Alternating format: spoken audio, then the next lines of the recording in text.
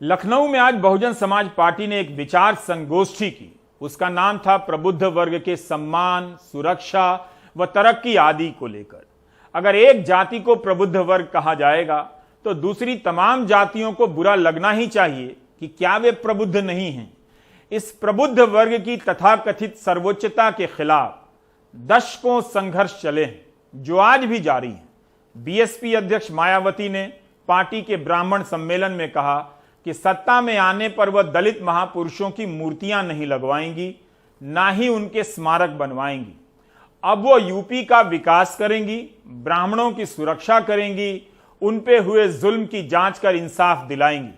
सम्मेलन में शंख बजे, जय श्री राम के नारे लगे और मायावती को त्रिशूल भेंट किया गया। राजनीति के इस कमाल पर कमाल खान की रिपोर्ट।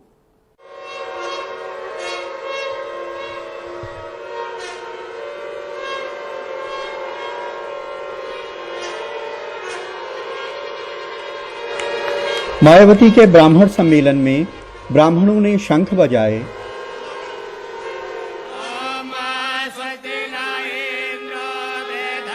मंत्रोच्चार किए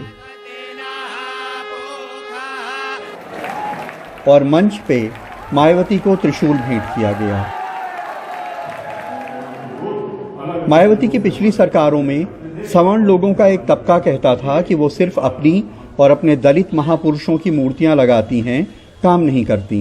आज ब्राह्मणों की सभा में मायावती ने उन्हें भरोसा दिलाया कि अब वो मूर्तियां नहीं लगाएंगी, विकास करेंगी। जब बीएसपी के नेतृत्व में सरकार बनेगी तो मेरी पूरी ताकत अब ये स्मारक, संग्रहालय, मूर्ति या पार्क आदि बनाने पर नहीं लगेगी, बल्कि मेरी पूरी ताकत उत्तर प्रदेश की जो तस्वीर है उसको बदलने में लगेगी। ब्राह्मणवाद से जंग का ऐलान कर बनी बीएसपी में 2007 में पहली बार मायावती ने सोशल इंजीनियरिंग की थ्योरी पेश की थी और नया नारा गढ़ा गया कि ब्राह्मण शंख बजाएगा, हाथी बढ़ता जाएगा। यूपी में 21% दलित, 11% ब्राह्मण और 19% मुस्लिम वोट है। मायावती इनके जोड़ से आगे बढ़ती रही हैं। उन्होंने 2007 में 90 ब्राह्मणों, 88 दलितों और 56 मुसलमानों को टिकट दिया था। 2012 में 74 ब्राह्मणों, 88 दलितों और 85 मुसलमानों को टिकट दिया था। लेकिन 2017 में ब्राह्मण उम्मीदवार कम हो गए। बीएसपी का मानना है कि ब्राह्मणों का एक वर्ग मौजूदा सरकार से नाखुश है, वो उनके असंतोष में अपने लिए जगह तलाश कर रही हैं। ब्राह्मण सम्मेलन के मंच से सतीश मिश्रा कह रहे हैं कि 400 ब्राह्मणों की हत्या हो गई है, उनकी जाति पूछकर एनकाउंटर हो रहा है। मायावती उन्हें हिफाजत की गारंटी दे रही हैं। ब्राह्मण समाज की भी सुरक्षा, सम्मान व तरक्की आदि का सन 2007 में बीएसपी की पूर्ण बहुमत की रही सरकार की तरह ही इनका पुनः पूरा ध्यान रखा जाएगा तथा इनको किसी भी मामले में निराश नहीं होने दिया जाएगा। संकीर्ण मानसिकता व जातिगत एवं राजनीतिक द्वेष की भावना से जो भी गलत कार्रवाई की गई है तो फिर बीएसपी की सरकार बनने पर उन सभी मामलों की उच्च स्तरीय जांच कराई जाएगी। मायावती ने मंच से दुआ की कि कोरोना या ऐसी दूसरी बीमारियों से मुल्क को निजात मिले।